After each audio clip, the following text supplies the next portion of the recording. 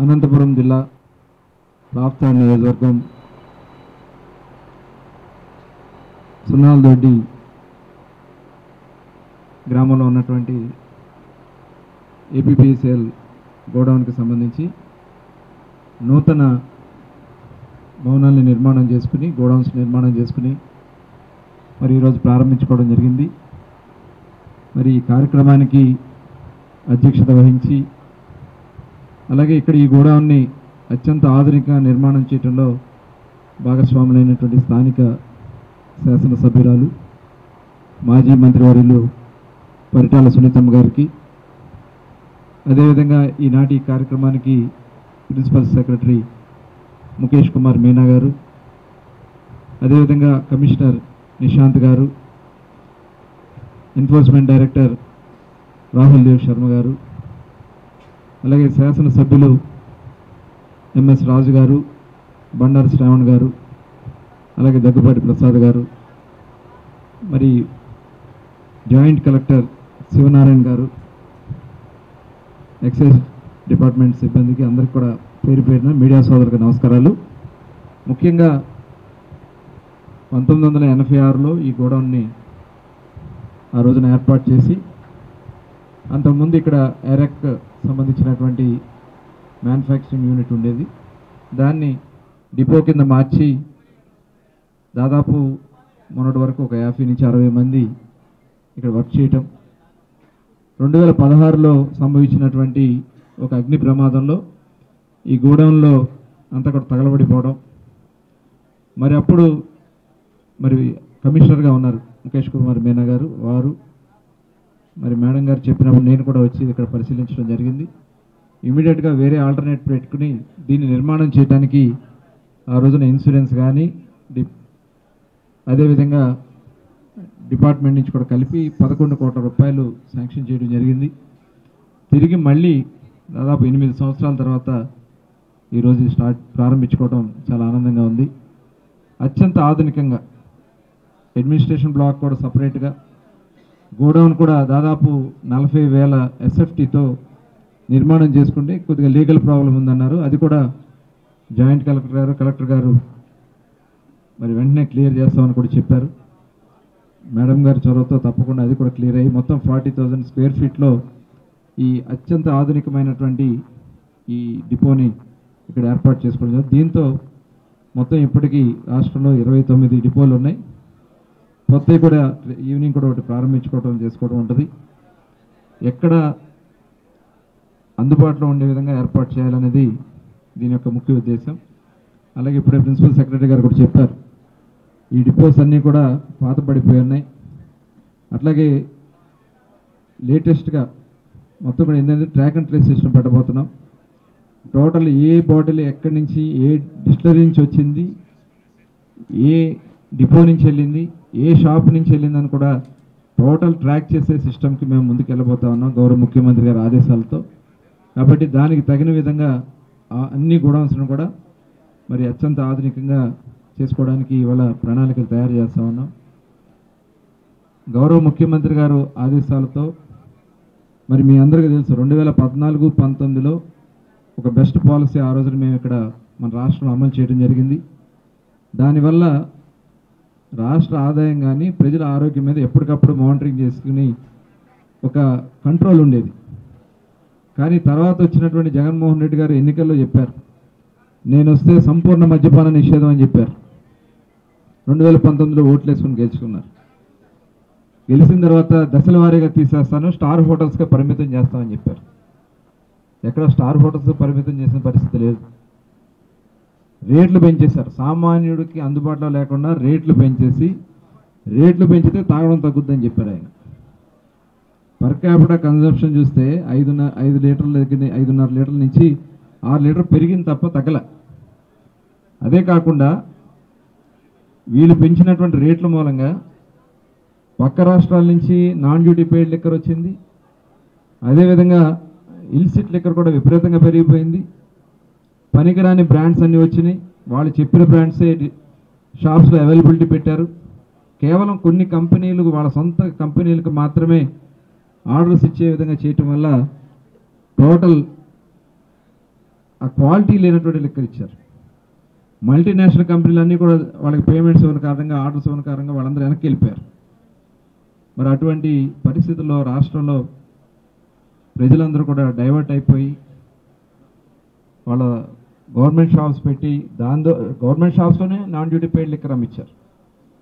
మరి ఇవన్నీ కూడా ప్రజలు గమనించి మరి ఆ రోజు చంద్రబాబు నాయుడు గారు కానీ, పవన్ కళ్యాణ్ గారు కానీ, యావత్ కూటమి కూడా హామీ ఇచ్చాం. దాని ప్రకారం ప్రభుత్వం వచ్చిన వెంటనే, ఎందుకంటే గతంలో వీళ్ళు డిపార్ట్మెంట్ను కూడా 2 ముక్కలుగా చీల్చేశారు. సెబ్ అని పెట్టి సెబ్లోకి 70% ఎక్సైజ్ డిపార్ట్మెంట్లో ఉన్నటువంటి స్టాఫ్ అంతా కూడా అటు డైవర్ట్ చేయటం వల్ల ఎన్ఫోర్స్మెంట్ లేకుండా పోయింది. మరి తిరిగి మళ్ళీ మా కూటమి ప్రభుత్వం వచ్చిన తర్వాత సెబ్ని రద్దు చేసి ఎక్సైజ్ డిపార్ట్మెంట్ అంతా కూడా ఒకే డిపార్ట్మెంట్ కింద నడిపిస్తూ ఇవాళ పాలసీ కూడా తీసుకున్నాం. దాదాపు 6 రాష్ట్రాల్లో సబ్ కమిటీ వేసుకుని సబ్ కమిటీకి ఒక నివేదిక ఇవ్వడం జరిగింది.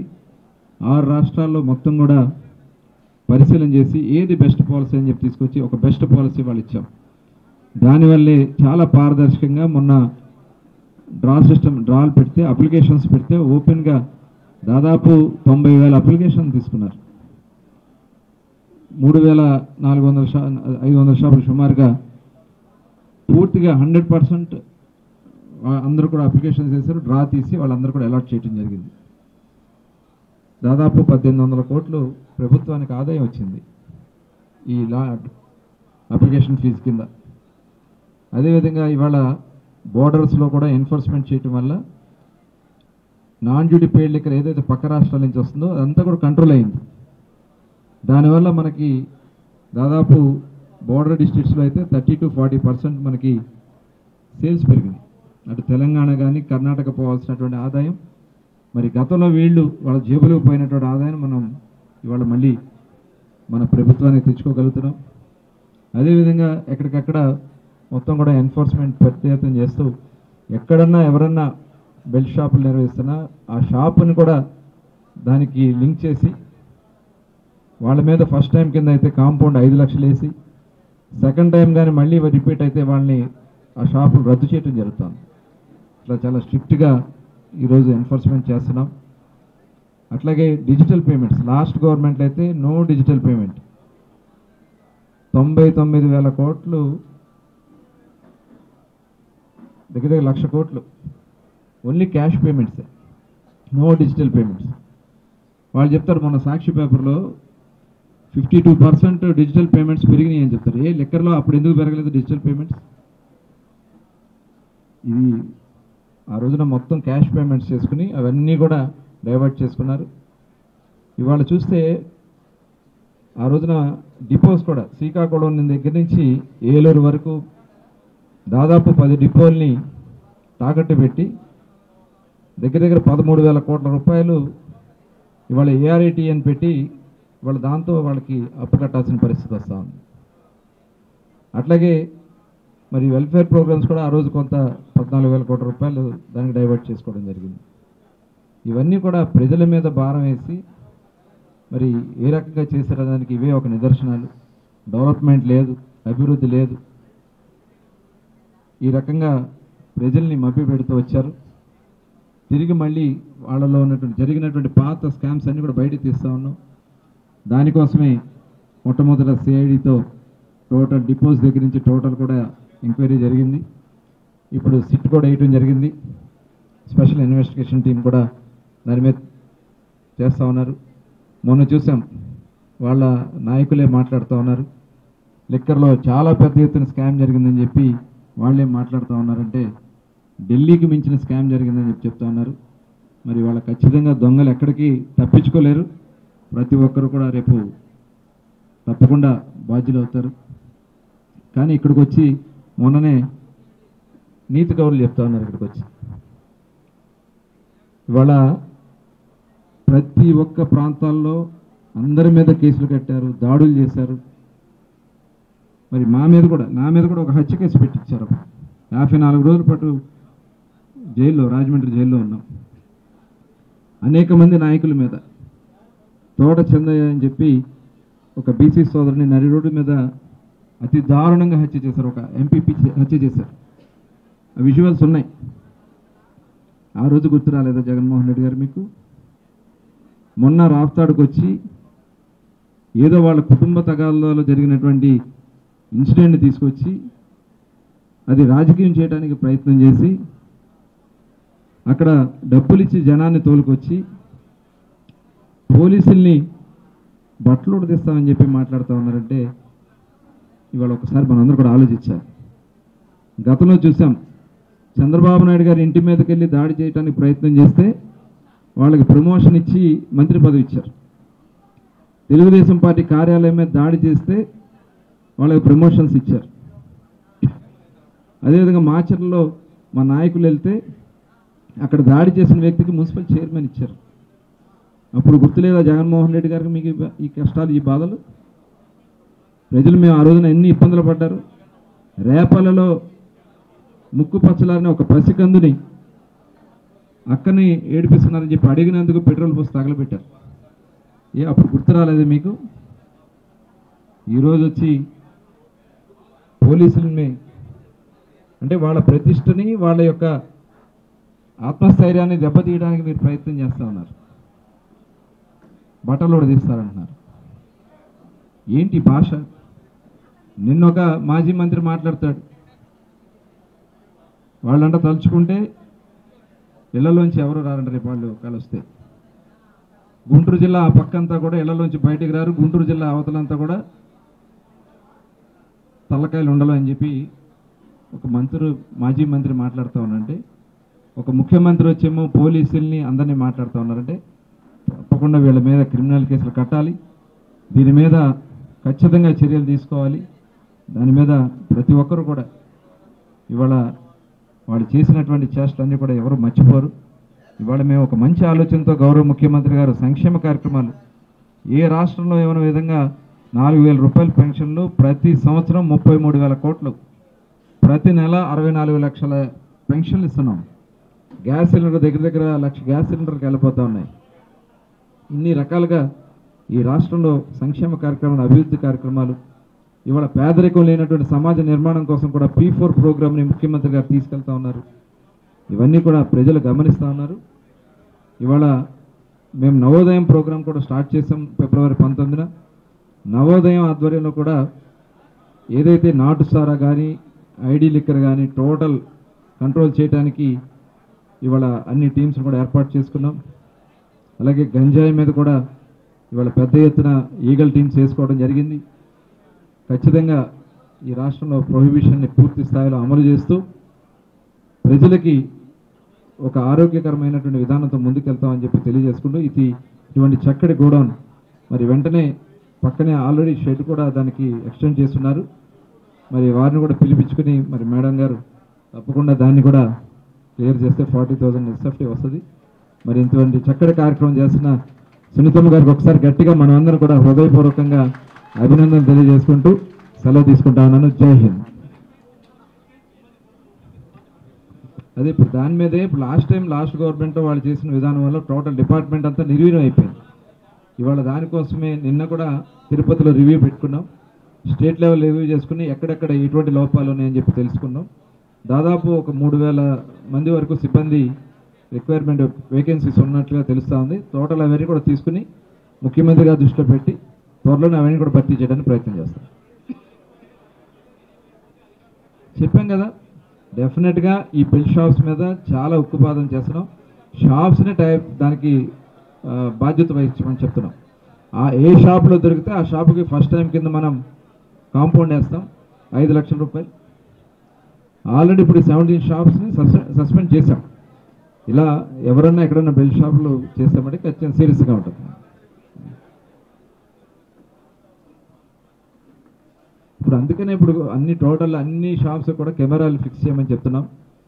ఎక్కడైనా ఇలాంటివి వస్తే వెంటనే ఇమీడియట్గా ఆ డిస్ట్రిక్ట్లో ఉన్నటువంటి అధికారులు వెళ్తారు. వాళ్ళు కూడా అక్కడ కూడా కాకుండా ఉన్నట్టే డైరెక్ట్గా మనం టోల్ ఫ్రీ నెంబర్ 14405 ఈ టోల్ ఫ్రీ నెంబర్కి కాల్ చేస్తే స్టేట్ టాస్క్ ఫోర్స్ టీమ్స్ ఉంటాయి, వాళ్ళు వస్తారు, వాళ్ళు ఖచ్చితంగా యాక్షన్ తీసుకుంటారు. గతంలో నిర్వీర్యం చేశారు వాళ్ళు. ఇవాళ చూడండి చాలా కంట్రోల్ చేసాం. ఇప్పుడు నవోదయం కింద మేము ఫస్ట్లో స్టార్ట్ చేసినప్పుడు ఎన్ని కేసులు ఉన్నాయి, ఇప్పుడు ఎలా ఉన్నాయి. అట్లాగే ఇల్సిట్ కానీ కొత్త కంట్రోల్ అయింది. బోర్డర్ డిస్ట్రిక్ట్లో ఉన్నటువంటి పక్క నుంచి రాష్ట్రాల్లో వస్తున్న ఎన్డీపీఎల్ అంతా కంట్రోల్ అయింది. గ్రాడ్యువల్గా వాళ్ళు అలవాటు చేశారు, దాన్ని గ్రాడ్యువల్గా తగ్గించుకుంటూ వస్తున్నాం. రాబోయే కాలం కంప్లీట్గా ఇల్సిట్ అనేది లేకుండా చేస్తాం ఖచ్చితంగా చేస్తాం. పర్మిట్ షాప్లు ఇమ్మంటారా మీరు? పర్మిట్ షాప్లు ఇమ్మంటారా? మేము పర్మిట్ షాప్ల వల్ల అలాంటివి వస్తే మా దృష్టికి వస్తే యాక్షన్ తీసుకుంటాం. ఖచ్చితంగా తీసుకుంటాం. ఓకే అండి, థ్యాంక్ యూ. మన రాష్ట్ర మంత్రివర్యులు మన కొల్ల రవీంద్ర గారికి, అదేవిధంగా ముఖేష్ కుమార్ గారికి, నిషా కుమార్ గారికి, అదేవిధంగా మన జాయింట్ కలెక్టర్ గారికి, ఎమ్మెల్యేలకు, సర్పంచ్ గారికి, ఎంపీటీసీ గారికి, అమాలీలకు, ఇక్కడికి ఇచ్చేసిన పత్రికా విలేకరులకు అందరికీ కూడా పేరు నమస్కారాలు కూడా తెలియజేస్తున్నాము. ఈరోజు ముఖ్యంగా ఈ కార్యక్రమం మన తెలుగుదేశం ప్రభుత్వంలోనే ఆ రోజే ఇది కూడా ప్రారంభోత్సవం కావాల్సింది. 2016లో ఇక్కడ ఈ గోడకు కూడా ఆ రోజు కాల్పేయింగ్ కూడా జరిగింది. ఆ రోజు మన మంత్రి గారిని కొల్ల రవీంద్ర గారిని కూడా ఆ రోజు అడిగాం, వచ్చి మీరు కూడా పరిశీలించి ఈ గోడను కూడా పూర్తి స్థాయిలో చేస్తే అమ్మాయిలందరూ కూడా ఇబ్బంది పడుకోకుండా ఉంటారని ఒక్క మాట అడగంగానే ఆ రోజుల్లోనే దాదాపు 11 కోట్ల రూపాయలు శాంక్షన్ చేసిన గొప్ప మనసుండే నాయకుడు మన కొల్ల రవీంద్ర గారిని ప్రత్యేకంగా కూడా మనం కూడా చెప్తున్నాం. ఈ రోజు మళ్ళీ మన చేతుల మీదే, మళ్ళీ అదే మినిస్టర్ గారి చేతుల మీదే మళ్ళీ ప్రారంభోత్సవం కావడం ఒక అదృష్టంగా మేము కూడా భావిస్తున్నాం. ఇక్కడున్న అమ్మాయి కూడా ఒకటే అడుగుతున్నారు, తమ్ముడు ఇది మళ్ళీ ఈ గోడౌన్ కూడా అక్కడ సత్సాయి జిల్లాలో ప్రారంభోత్సవం చేస్తున్నారు. మన ఇక్కడ ఉండే అమ్మాయిలు కొంతమంది ఏమైనా అక్కడ తీసుకోపోతే బాగుంటుందని వాళ్ళ ఆలోచన. వీళ్ళు కూడా అమ్మాయిలు కూడా ఏది ఇబ్బంది కలగకుండా ఏ విధంగా వాళ్ళ శాలరీస్ వస్తున్నాయో బాక్సుల పరంగా అదే ప్రకారంగా నష్టపోకుండా చూసే బాధ్యత మన మంత్రివర్గది. అదేవిధంగా వేదిక నాయకు తెచ్చిన ఆఫీసర్స్ అని ప్రత్యేకంగా కూడా చెప్తున్నాం. ఇంకా ఇక్కడ మాకు 5 కోట్ల రూపాయలు కూడా కావాలి. ఎందుకంటే ల్యాండ్ కూడా ఇక్కడ కోర్టులో ఉంది కాబట్టి మేము కూడా పెద్దలు కూడా పిలిపించి మా పార్టీ మేము కూడా అధికారి వీళ్ళు కూడా డిపార్ట్మెంట్ కూడా పిలిపించి మేము కూడా కూర్చొని వాళ్ళతో కూడా మాట్లాడి ఇది కూడా మేము కూడా సెటిల్ చేస్తాం. సెటిల్ అయిన తర్వాత దాదాపు 5 కోట్ల రూపాయలు ఇది కూడా శాంక్షన్ చేస్తే పూర్తి గోడౌన్ కూడా పూర్తి అవుతుంది. లేదంటే ఇబ్బందికరంగా ఉంటుంది కాబట్టి అది కూడా పూర్తి స్థాయిలో చేయాల్సిన బాధ్యత మన మంత్రివర్యులు అధికారులు కూడా తీసుకోవాలని ప్రత్యేకంగా కూడా తెలియజేసుకుంటూ, ఏది ఏమైనా ఈరోజు మా తమ్ముడైన కొల్ల రవీంద్ర గారు మళ్ళీ ఆయన చేతుల మీదే ఇక్కడ ఓపెనింగ్ కూడా జరగడం నాకు కూడా చాలా సంతోషంగా ఉంటుందని కూడా తెలియజేస్తూ సెలవు. ఇనాగ్రేషన్ కోసం వచ్చిన మన గవర్నమెంట్ ఎక్సైజ్ ఎస్పీ గారు శ్రీ కొల్లు రవీంద్ర గారు, స్థానిక ఎమ్మెల్యే పొందుమ గారు, మడసిల ఎమ్మెల్యే గారు రాజు గారు, అనంతపూర్ అర్బన్ ఎమ్మెల్యే ప్రసాద్ గారు, సింగన్మల్ల ఎమ్మెల్యే మేడం శ్రావణి గారు, నా కొలీగ్ కమిషనర్ ఎక్సైజ్ నిశాంత్ గారు, డైరెక్టర్ రాహుల్ గారు, మా జాయింట్ కలెక్టర్ సూర్యనారాయణ గారు, ఈ సభకి వచ్చిన ప్రజాప్రతినిధులు, ఎక్సైజ్ డిపార్ట్మెంట్ సిబ్బంది, ఎంపీటీసీ సిబ్బంది, అమాలీలు, తర్వాత ప్రెస్ మిత్రులందరికీ నమస్కారం. నేను ఈరోజు ప్రభుత్వంలో ప్రిన్సిపల్ సెక్రటరీ ఎక్సైజ్లో ఉన్నాను. 8.5 సంవత్సరం డిపార్ట్మెంట్లో. ఆ రోజు ఇన్సిడెంట్ జరిగినప్పుడు మంత్రి గారి ఆదేశం ప్రకారం వెంటనే రాత్రి ట్రావెల్ చేసేసి మార్నింగ్ ఇక్కడికి వచ్చాను. ఇక్కడ పాత ఇనిషియల్గా ఆర్ఎఫ్కి సంబంధించి బాటిలింగ్ ప్లాంట్ ఉండేది, ఓల్డ్ బిల్డింగ్. తర్వాత దీన్ని గోడౌన్గా మార్చారు. ఆ గోడౌన్లో అప్పుడు 2016లో ఫైర్ యాక్సిడెంట్ జరిగింది. సుమారుగా 8 to 9 crores అప్పుడు సరుకు దీంట్లో డిస్ట్రాయ్ అవ్వడం జరిగింది. కానీ ఆ రోజు నెక్స్ట్ డే మినిస్టర్ గారు ఆదేశాల ప్రకారం వచ్చిన తర్వాత ఇన్స్పెక్షన్ చేసేసి, బికాస్ ఎక్సైజ్ డిపార్ట్మెంట్ సంబంధించి పని ఎప్పుడూ ఆగకూడదు. ప్రభుత్వం ప్రతిరోజు ఆదాయం కోల్పోతుంది, దీనికి నష్టం జరుగుతుంది. కాబట్టి ఇప్పుడు కూడా ఈ పని ఆగకూడదు. వెంటనే విదిన్ 1 or 2 days కొత్త గోడౌన్ని మేము చూసేసి దీంట్లో అంతా సబ్స్టిట్యూట్ చేసేసి ఇక్కడ ఉన్న ఇన్సూరెన్స్ క్లెయిమ్ చేసిన తర్వాత మంత్రి గారు అప్పుడు వెంటనే దీన్ని శాంక్షన్ చేయడం జరిగింది. కొద్దిగా టైం పడింది కన్స్ట్రక్షన్ చేయడానికి. కానీ ఈరోజు ఈ కొత్త మోడర్న్ కన్స్ట్రక్షన్ చూసి చాలా ఆనందంగా ఉంది. మనము ఇట్లాంటి అన్ని godowns, government godowns, we would like to convert them in modern godowns like this. ఇక్కడ ఇంకా కొన్ని పని ఇంకా చేయాల్సి ఉన్నాయి. అపార్ట్ ఫ్రమ్ ఈ గోడౌన్ తర్వాత ఆఫీస్తో పాటు కొంచెం ల్యాండ్ ఇష్యూ ఇక్కడ ఇంకా పెండింగ్ ఉంది. ఐ రిక్వెస్ట్ జాయింట్ కలెక్టర్ గారు ఒకసారి కలెక్టర్ గారితో మాట్లాడారు. ఆ ఇష్యూని కూడా ఎమ్మెల్యే గారు చెప్పిన ప్రకారం తొందరగా సెటిల్ చేసేసి కాంప్లికేషన్ అనుకుంటాము.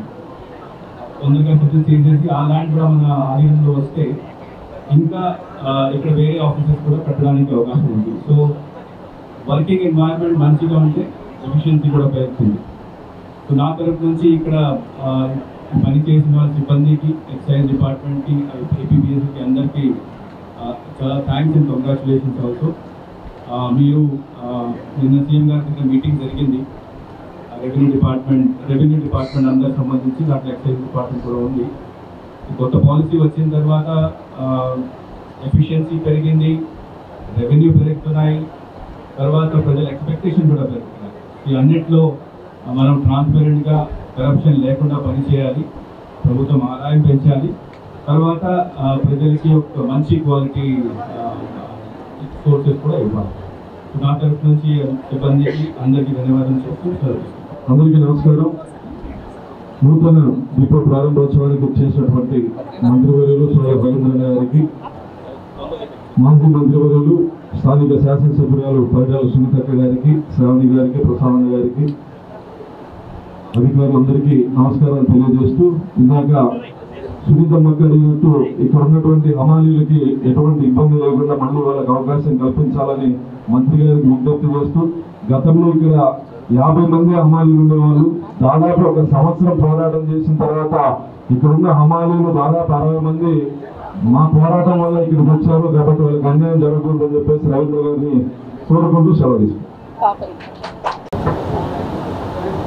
ఈ కార్యక్రమానికి ముఖ్య అతిథిగా విచ్చేసినటువంటి మంత్రివర్యులు కొల్లు రవీంద్ర గారికి, అలాగే స్థానిక శాసనసభ్యురాలు మాజీ మంత్రి మా అక్క అయినటువంటి సునీతమ్మక్క గారికి, అలాగే మనకపేట శాసనసభ్యులు ఎన్ఎస్ రాజు గారికి, సింగనమల శాసనసభ్యురాలు బండారు శ్రావణి గారికి, అలాగే ముఖేష్ కుమార్ ఐఏఎస్ గారికి, నిషాద్ కుమార్ ఐఏఎస్ గారికి, రాహుల్ దేవ్ ఐపీఎస్ గారికి, జేసీ గారు శివనారాయణ శర్మ గారికి, ఇక్కడ వచ్చేసినటువంటి మా తెలుగుదేశం కుటుంబ సభ్యులకు, అలాగే మిగతా ఎక్సైజ్ సిబ్బందికి, ఎక్సైజ్ అధికారులకు అందరికీ పేరు నమస్కారాలు తెలియజేస్తూ, గతంలో 2014లో కాలిపోయినప్పుడు ఇక్కడ ఇదే గొడవని శాంక్షన్ చేసిన గంట శ్రీమతి పరిటాల సునీతక్క గారిది.